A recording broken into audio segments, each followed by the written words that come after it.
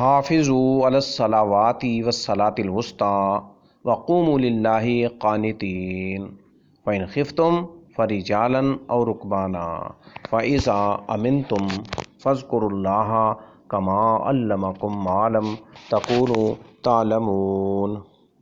نمازوں کی حفاظت کرو اور بالخصوص درمیانی نماز کی، اور اللہ کے لیے فرما بردار مؤدب ہو کر کھڑے رہو۔ تو اگر تمہیں ڈر ہو تو پیدل یا سوار ہی پڑھ لو۔ پھر جب امن میں ہو جاؤ تو اللہ تعالیٰ کو یاد کرو جیسے اس نے تمہیں سکھایا ہے جو تم نہیں جانتے تھے۔ نمازوں کی حفاظت اور درمیانی نماز کا بیان۔ حافظوا علی الصلاوات، تمام نمازوں پر ہمیشگی اختیار کرو۔ الصلاۃ الوسطی، درمیانی نماز کو دوبارہ الگ ذکر کیا گیا ہے۔ اس نماز سے مراد عصر کی نماز ہے، کیونکہ اس سے پہلے دو نمازیں فجر اور ظہر ہیں، اور بعد میں بھی دو نمازیں مغرب اور عشاء ہیں، اور یہ نماز درمیان میں ہے۔ وقوموا للہ، نماز میں کھڑے ہو جاؤ۔ لوگوں کو نماز میں قیام کا حکم دیا گیا، یعنی سکون کے ساتھ اپنے پیروں پر کھڑے ہو جاؤ۔ یہ حکم فرض نماز کے لیے ہے، نفلی نماز بیٹھ کر پڑھنا بھی جائز ہے، اور سواری پر بھی ادا کرنا درست ہے۔ قانتین، اطاعت اور خشوع اختیار کرتے ہوئے۔ خوف کی حالت میں نماز کا بیان۔ فَإِنْ خِفْتُمْ فَرِجَالًا أَوْ رُكْبَانًا، شدید خوف کے عالم میں تمہارے لیے جائز ہے کہ سوار اپنی سواری کے اوپر ہی نماز ادا کر لے۔ پیدل چلنے والا چلتے ہوئے نماز پڑھ لے، خواہ قبلے کی طرف منہ ہو یا نہ ہو، نقل و حرکت کرتے ہوئے، حملہ آور ہوتے ہوئے، اور کر و فر کی حالت میں بھی نماز ادا کی جائے گی۔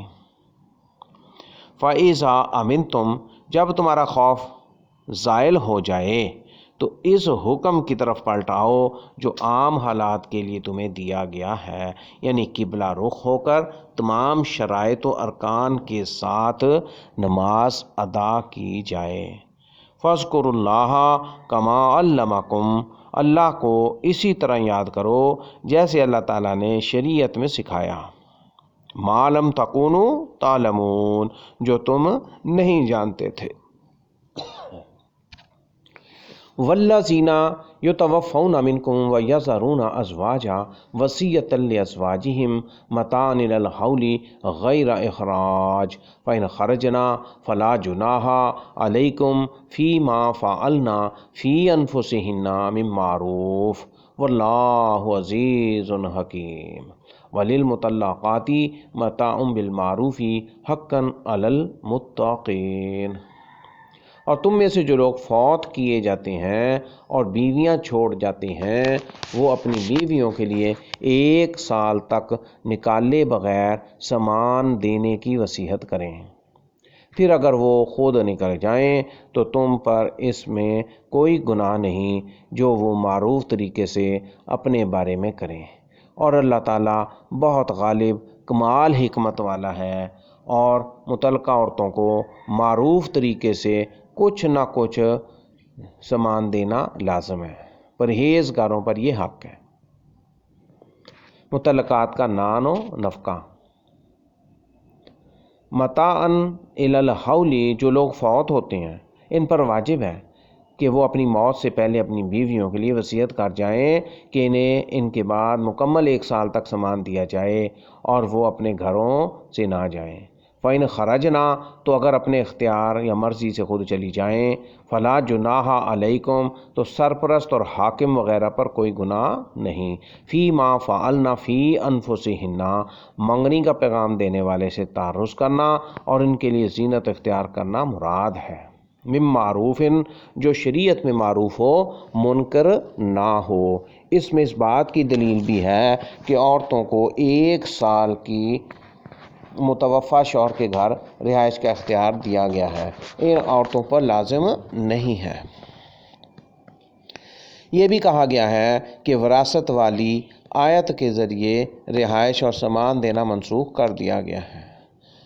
عورتوں کا شوہر کے گھر سے چلے جانا عدت کے بعد ہی ہوگا۔ وَلِلْمُطَلَّقَاتِ مَتَاعٌ کہا گیا ہے کہ ہر مطلقہ کو سامان دینا واجب ہے۔ یہ بھی کہا گیا ہے کہ یہ آیت واجب سامان کو شامل ہے اور مطلقہ کے لیے وہ سامان ہے جو ازدواجی تعلق قائم کرنے کے اور مقرر کرنے سے پہلے تھا۔ دیگر تمام مطلقہ عورتوں کے لیے غیر واجب اور محض مستحب ہے۔ یہ بھی کہا گیا ہے کہ یہاں سامان سے مراد نان و نفقہ ہے۔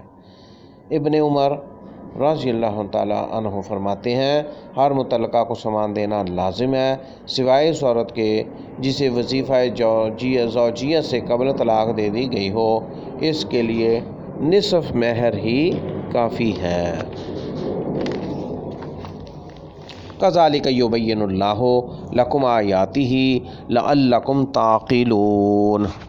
الم تر الی الذین خرجوا من دیارہم وهم ألوف حذر الموت فقال لهم الله موتوا ثم أحیاهم ان اللہ لذو فضل علی الناس ولکن اکثر الناس لا یشکرون۔ اسی طرح اللہ تعالیٰ تمہارے لیے اپنی آیات کھول کر بیان کرتا ہے تاکہ تم سمجھ جاؤ۔